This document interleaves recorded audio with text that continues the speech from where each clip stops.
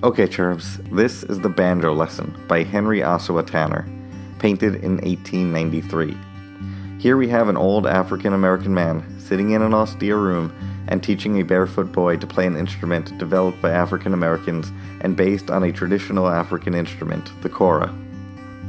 This painting, by an African American artist who left the racially hostile post-Civil War America to work from Paris, is a powerful assertion of African American creativity.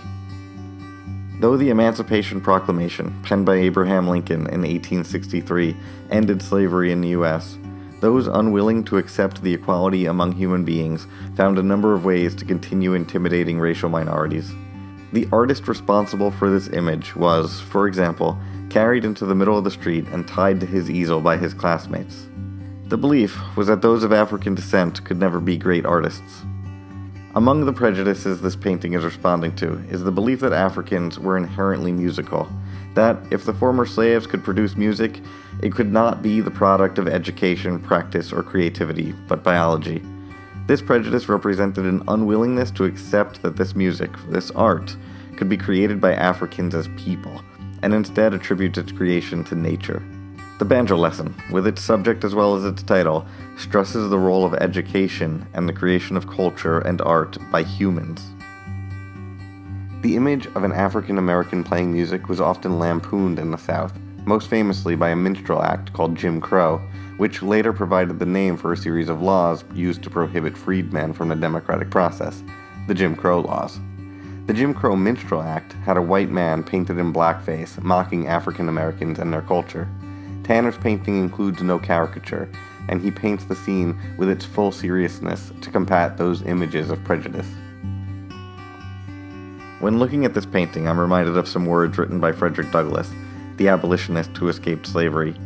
He wrote in the narrative of his life that the songs sung by those held in slavery told a tale of woe which was then altogether beyond my feeble comprehension.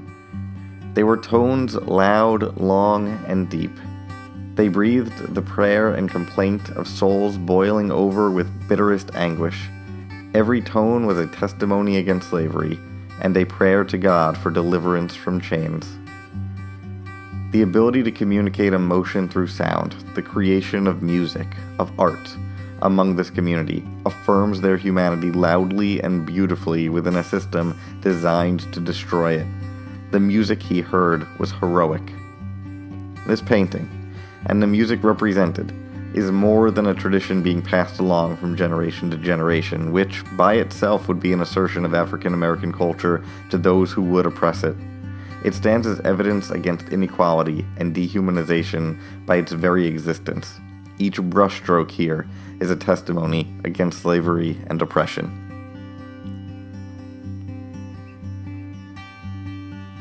If you like this video and want more art history videos, please subscribe. I'll be publishing a new one on the 15th of every month. Next week, I'll discuss this statue of William Tecumseh Sherman in New York City's Central Park. You can also check out my Patreon page in the description below. Thanks for watching.